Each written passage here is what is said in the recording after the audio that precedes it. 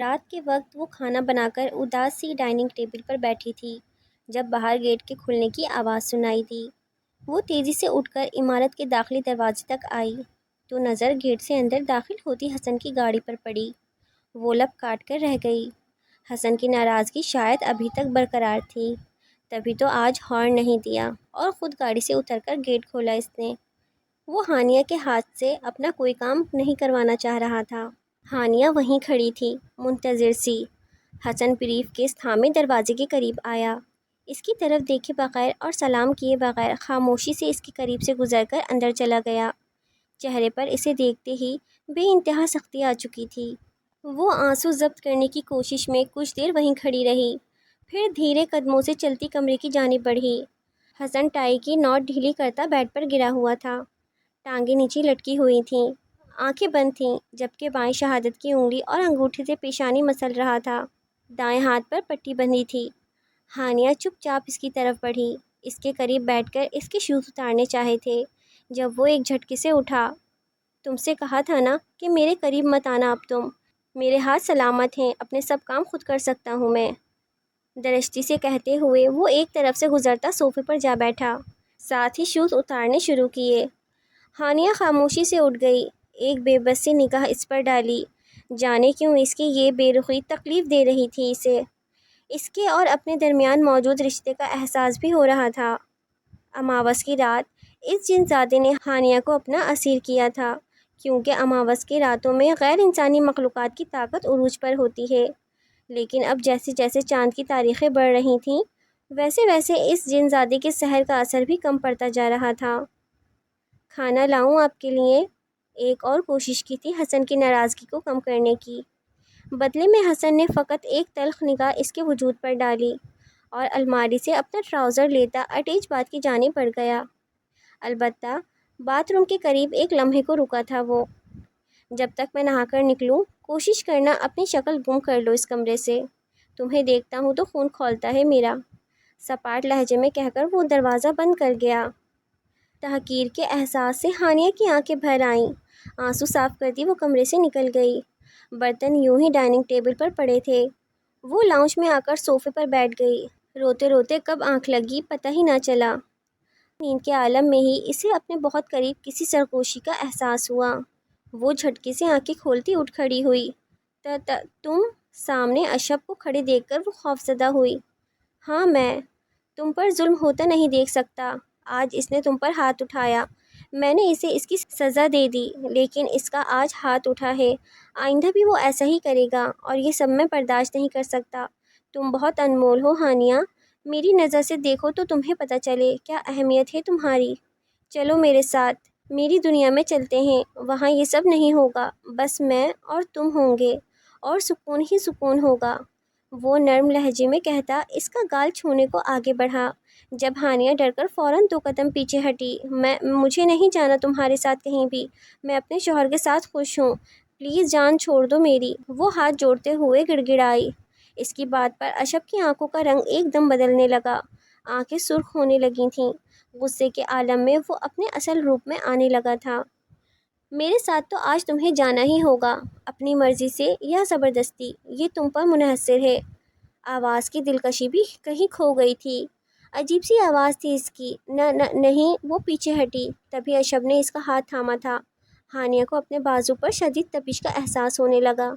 چھوڑو مجھے کہیں نہیں جانا، لیو می پلیز، وہ چیخنے لگی تھی، اونچی آواز میں روتے ہوئے چلا رہی تھی، ساتھ ہی اپنا بازو بھی اس کی گرفت سے آزاد کروانے کی کوشش کر رہی تھی۔ اشب کی انگلیوں کے لمس سے اسے لگ رہا تھا جیسے اس کی جلد جھلس رہی ہو۔ حسن جو کمرے میں سو رہا تھا باہر سے چیخوں کی آواز پر بیدار ہوا۔ چند لمحے لگے تھے اس کے حواس بیدار ہونے میں۔ یہ ہانیہ کی آواز تھی اور اس کی آواز میں دل چیرنے والی اذیت پنہاں تھی۔ وہ ساری ناراضگی، غصہ اور خفگی بھلائے بغیر سلیپرز پہنے تیزی سے باہر آیا۔ سامنے عجیب منظر تھا، ہانیہ کے ساتھ کوئی بھی موجود نہ تھا، لیکن اس کے باوجود وہ رو رہی تھی، چلا رہی تھی، کسی کے ساتھ جانے سے انکار کر رہی تھی۔ وہ اپنا بازو بھی کھینچ رہی تھی، جبکہ اس کے مقابل کوئی بھی نہ تھا۔ حسن تیز قدموں سے اس کی جانب بڑھا۔ ہانی کیا ہوا، تم ٹھیک ہو؟ شدید پریشانی کے عالم میں حسن نے اسے کندھے سے تھام کر اس کا رخ اپنی جانب کیا۔ حسن کے چھوتے ہی اس جزادے اشب کو کرنٹ سا لگا۔ ہانیہ کی کلائی اس کی گرفت سے آزاد ہوئی۔ ہانیہ حسن کے سینے سے لگی بلک رہی تھی۔ ہانی میری جان، کیا ہوا ہے؟ کچھ بتاؤ تو، یوں رو کیوں رہی ہو؟ چپ ہو جاؤ۔ حسن نرمی سے اس کے آنسو صاف کر رہا تھا۔ حسن، وہ مجھے لے جائے گا، مجھے نہیں جانا اس کے ساتھ، پلیز مجھے چھپا لیں کہیں، مجھے آپ کے ساتھ رہنا ہے، صرف آپ کے ساتھ، مجھے چھپا لیں۔ اس کی نظروں سے دور، اس کی پہنچ سے دور، وہ سسکتے ہوئے فریاد کر رہی تھی۔ اس کی بات پر جنزادے نے سلگتی سرخ نگاہوں سے اسے دیکھا۔ پھر اس سے پہلے کہ اس کا اصل روپ اور اصل چہرہ ہانیہ کے سامنے آتا، وہ چھپاک سے غائب ہو گیا۔ حسن نے ادھر ادھر دیکھا لیکن وہاں کوئی موجود نہ تھا۔ ہانیہ کی اس حالت کی وجہ سے وہ سمجھ نہیں پا رہا تھا۔ ہانی، ادھر کوئی نہیں ہے یار، ریلیکس ہو جاؤ، یہاں بیٹھو، میں پانی لاتا ہوں تمہارے لیے۔ اس کی ٹوٹی بکھری حالت پر حسن خود تشویش کا شکار ہو گیا تھا۔ مجھے نہیں بیٹھنا ادھر، مجھے آپ کے ساتھ رہنا ہے حسن، وہ سسکتے ہوئے بولی۔ اچھا ٹھیک ہے، تم میرے ساتھ ہی آ جاؤ، لیکن یوں رونا تو بند کرو پلیز۔ اس کا چہرہ ہاتھوں میں تھام کر اس کے بال چہرے سے ہٹائے تھے، آنکھوں سے بہتے آنسوؤں کی لڑیاں صاف کیں اور اسے شانوں سے تھام کر سہارا دیتا کچن میں لے آیا۔ کرسی گھسیٹ کر اسے بٹھایا، پھر کانچ کے صاف شفاف گلاس میں پانی لا کر اسے تھمایا۔ 2 گھونٹ لینے کے بعد ہانیہ نے گلاس ٹیبل پر رکھ دیا۔ حالت قدرے بہتر ہوئی تھی۔ وہ خود پر قابو پانے کی کوشش کر رہی تھی۔ اپنی کلائی کو دیکھا جہاں بظاہر کوئی نشان نہ تھا، لیکن یوں محسوس ہو رہا تھا جیسے اندر سے جلد جل گئی ہو۔ ادھر دیکھو میری طرف۔ ٹیبل سے ٹیک لگا کر حسن نے اس کا رخ اپنی جانب کیا، جس کا چہرہ رونے کے باعث سرخ ہو رہا تھا، آنکھیں بھی نم تھیں۔ ایک نظر اس کی طرف دیکھ کر وہ نگاہیں جھکا گئی تھی۔ کیا ہوا ہے؟ کوئی ڈراؤنا خواب دیکھا ہے کیا؟ وہ نرمی سے استفسار کر رہا تھا۔ وہ میرا خواب نہیں ہے حسن، وہ سچ میں ہے، یقین کریں میرا، میں نے اسے حقیقت میں دیکھا ہے، وہ مجھے آپ سے چھین لینا چاہتا ہے۔ وہ چلا ہی اٹھی تھی اس کی بات پر۔ حسن حیران سا اس کا رد عمل دیکھے گیا۔ اچھا ٹھیک ہے، ریلیکس ہو جاؤ اور مجھے بتاؤ کیا کہتا ہے وہ؟ صرف اسے تسلی دینے کے خاطر وہ مان گیا تھا۔ ہانیہ نے سسکیوں کے درمیان اسے اب تک کے تمام واقعات بتا دیے۔ حسن پریشان سا اسے دیکھے گیا۔ وہ جو یہ سمجھ رہا تھا کہ شادی کے بعد ہانیہ کی حالت بہتر ہو چکی ہے، تو وہ غلط تھا۔ اس کی حالت اب بھی پہلے جیسی ہی تھی، فرق صرف اتنا تھا کہ وہ اب کچھ بھی حسن کو بتاتی نہ تھی، اور جب آج اس نے تمام رازوں سے پردہ ہٹایا تو حسن گہری سانس بھر کر رہ گیا۔ میں نے آپ سے کہا تھا نا حسن، وہ بہت برا ہے، کسی عامل سے رجوع کریں، لیکن آپ نے میری بات نہیں سنی۔ وہ میرے اور آپ کے درمیان دوریاں پیدا کرنے میں کامیاب ہو چکا ہے۔ وہ ہمارے درمیان موجود اس رشتے کو ختم کروانا چاہتا ہے، کیونکہ جب تک میں آپ کے نکاح میں ہوں، وہ نہ تو آپ کا کچھ بگاڑ سکتا ہے نہ میرا۔ تبھی ہمارے درمیان لڑائیاں کروائیں اس نے، ہمارے درمیان اتنے فاصلے پیدا کر دیے۔ وہ کہتا ہے آپ سے چھٹکارا دلانے کے بعد وہ مجھے اپنی دنیا میں لے جائے گا۔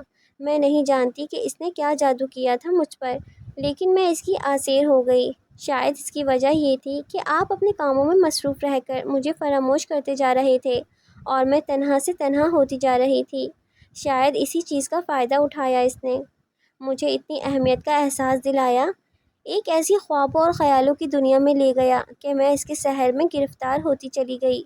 میرے اور آپ کے درمیان موجود یہ رشتہ کمزور ہوتا جا رہا تھا اور وہ مجھے اپنے ساتھ کسی پکی اور مضبوط ڈور میں باندھتا جا رہا تھا۔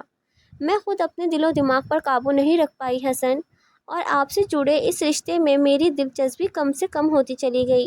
لیکن آج آپ کے غصے اور آپ کی شدید ناراضگی نے جیسے مجھے کسی ٹرانس کی سی کیفیت سے باہر نکالا۔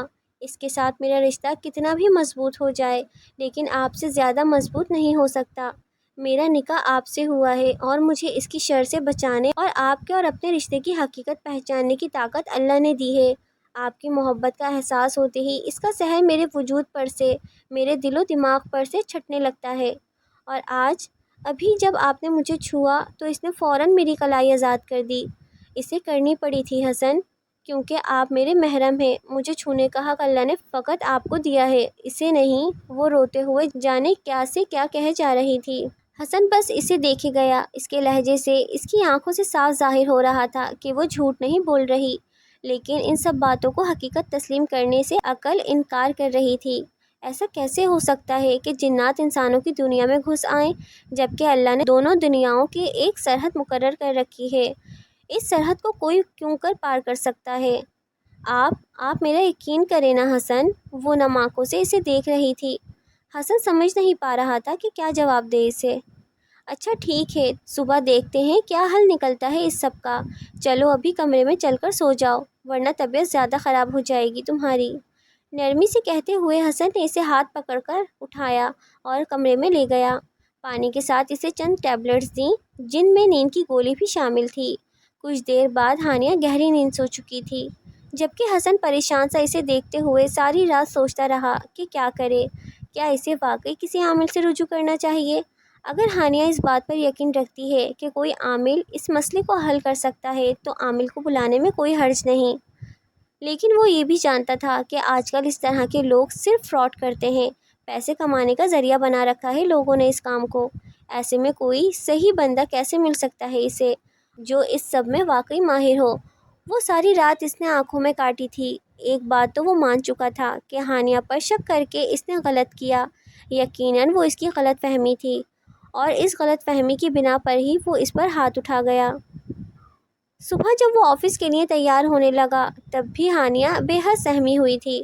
حسن پلیز مجھے گھر میں اکیلا نہ چھوڑ کر جائیں، مجھے خوف آتا ہے، وہ رونے والی ہو گئی تھی۔ حسن جو ڈریسنگ مرر کے سامنے کھڑا کف لنکس بند کر رہا تھا، ہانیہ کی تیسری بار دہرائی گئی اس بات پر مڑ کر اسے دیکھنے لگا، پھر چلتا ہوا اس کی طرف آیا جو بیڈ کی پنیتی کی جانب بیٹھی آنکھوں میں آنسو امید کا جہاں آباد کیے اسے تک رہی تھی۔ یار بتایا تو ہے آج جانا ضروری ہے، بہت اہم میٹنگ ہے میری۔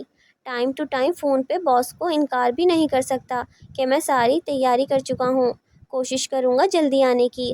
کہیں باہر چلیں گے، پھر ڈنر باہر کریں گے۔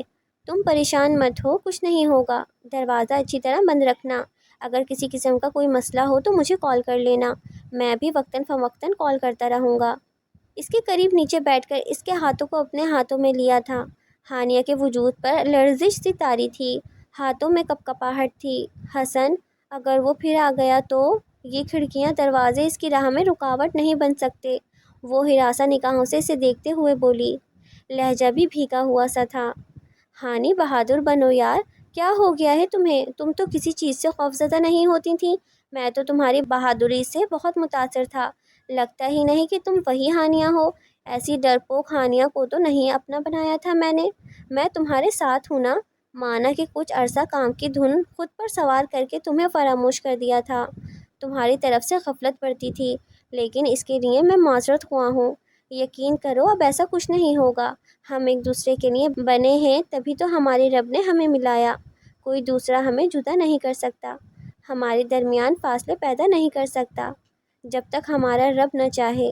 اللہ پر بھروسہ رکھو بس۔ اللہ نے انسانوں کو انسانوں کے لیے ہی تخلیق کیا ہے، اور اس کی مخلوق میں سے کوئی کسی کو الگ نہیں کر سکتا، اس کی قسمت کا فیصلہ نہیں کر سکتا۔ قدرت کے اصولوں کی خلاف ورزی کرنے کی جرات کسی میں نہیں، اللہ کی بنائی حدود کو پار کرنا ناممکن ہے۔ تم سمجھ رہی ہو نا میری بات؟ وہ اس کی آنکھوں سے بہتے اشکوں کو اپنی انگلیوں کے پوروں سے صاف کر رہا تھا، اسے امید دلا رہا تھا، تسلی دے رہا تھا۔ ہانیہ نے دل میں دبے خوف کے باوجود اس کی باتوں پر سر ازبات میں ہلا دیا۔ اس کا شوہر اس کے ساتھ تھا تو وہ کسی کا بھی مقابلہ کر سکتی تھی۔ یہ حسن کا بخشا مان ہی تھا کہ وہ روتے روتے مسکرا دی تھی، صرف اس لیے کہ حسن پریشان ہو کر آفس نہ جائے۔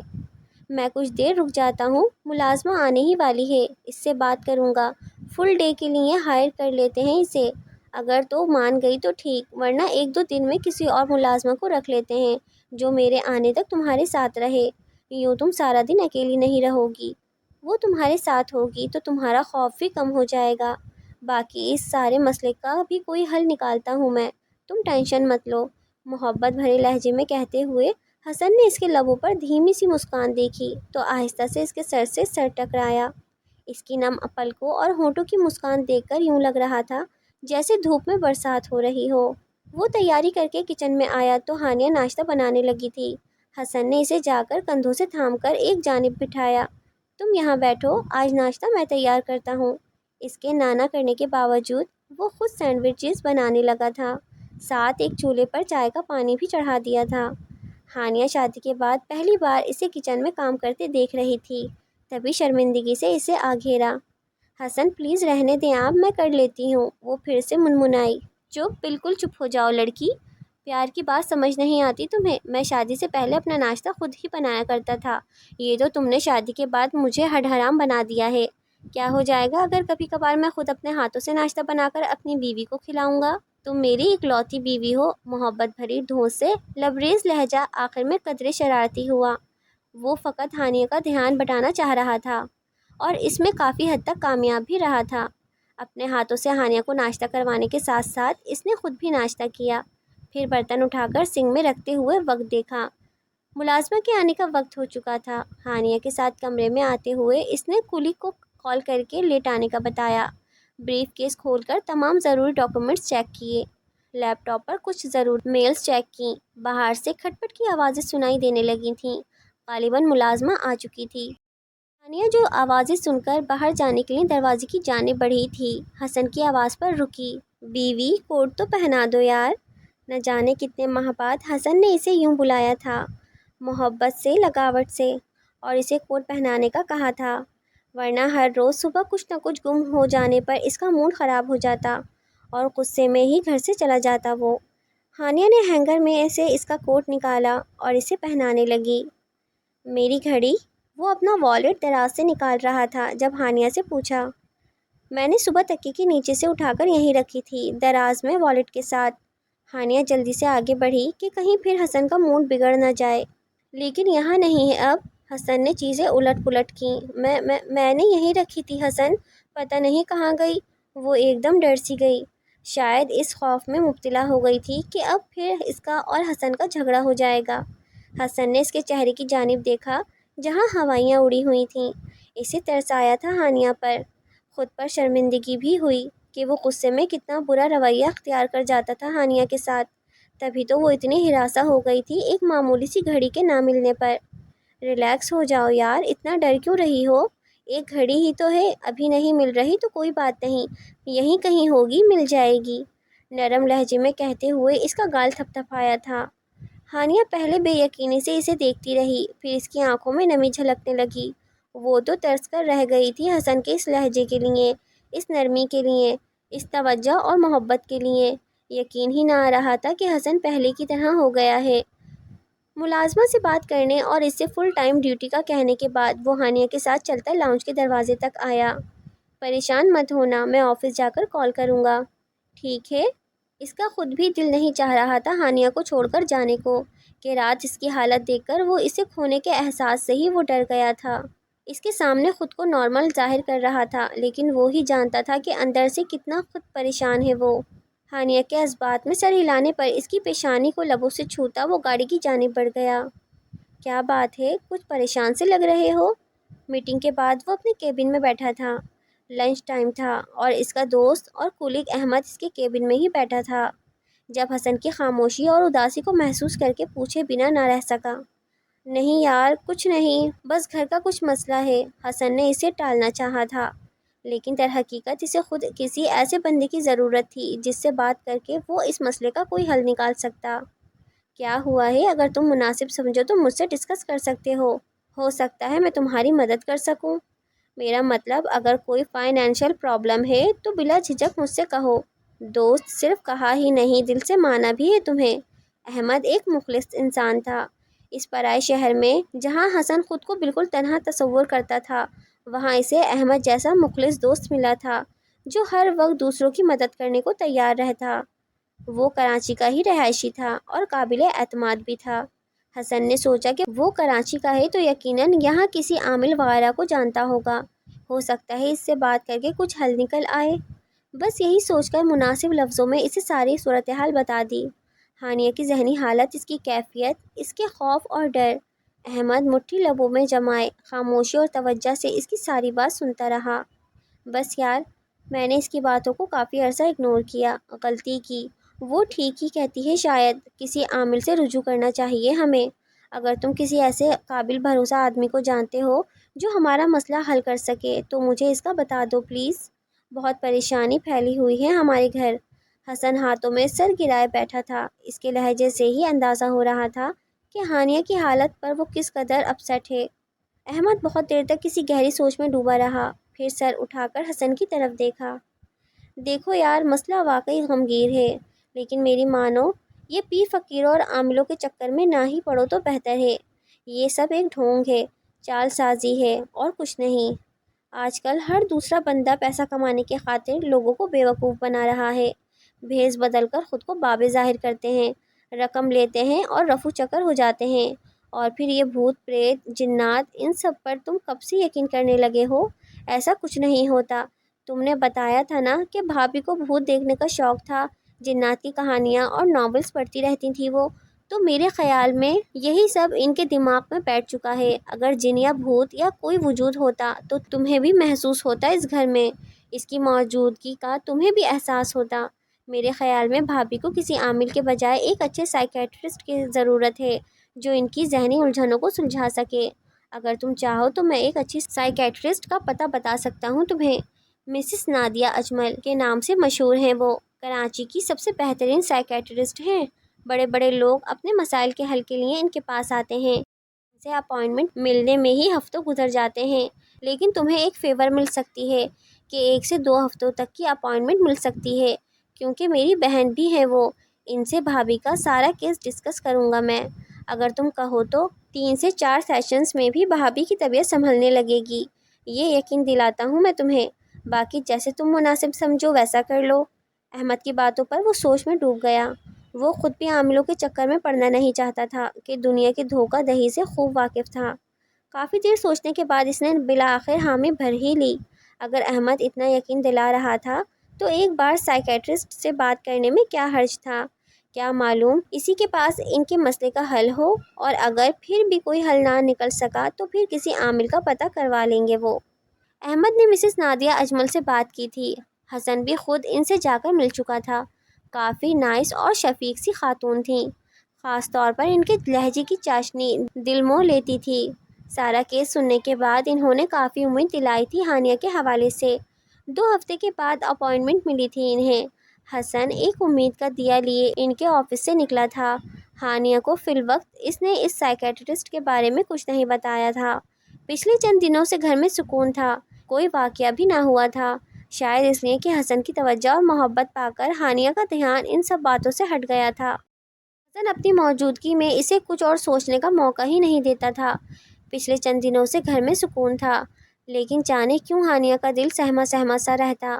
اسے لگتا تھا کہ اس جنزادے اشرف کی طرف سے یہ خاموشی کسی بڑے طوفان کا پیش خیمہ ثابت ہوگی۔ حسن کا رویہ کافی بہتر ہو چکا تھا اس کے ساتھ، وہی پہلے والا حسن بن چکا تھا وہ، لونگ کیئرنگ محبت کرنے والا شوہر۔ وہ کچن میں موجود تھی، پانی کا گلاس بھرتے ہوئے وہ کرسی پر بیٹھی پانی پی رہی تھی، نظریں باہر کھڑکی کے پار نظر آتے لان میں تھیں۔ ملازمہ باہر گئی تھی سبزی اور گھر کا کچھ سامان لینے، ہانیہ نے خود ہی اسے بھیجا تھا۔ ملازمہ ڈر رہی تھی کہ کہیں کسی کوتاہی کے باعث حسن سے ڈانٹ نہ پڑ جائے، لیکن ہانیہ کی تسلی دینے پر وہ چلی گئی۔ پانی پیتے پیتے ایک دم ہانیہ کو کمر میں شدید تکلیف کا احساس ہوا۔ گلاس کو میز پر رکھتے ہوئے وہ کراہتی ہوئی کمر کو مسلنے لگی۔ اس کی طبیعت اچانک خراب ہونے لگی تھی، دل گھبرانے لگا تھا، سانس لینے میں دشواری ہونے لگی، پورا جسم شدید درد کی لپیٹ میں آ گیا تھا، اس کی آنکھیں باہر کو ابلنے لگی تھیں، وہ چیخنے لگی، درد کی شدت برداشت سے باہر ہو رہی تھی۔ کچھ دیر درد سے تڑپنے کے بعد اس کا جسم ایک دم تھم گیا، بال چہرے پر بکھر گئے تھے۔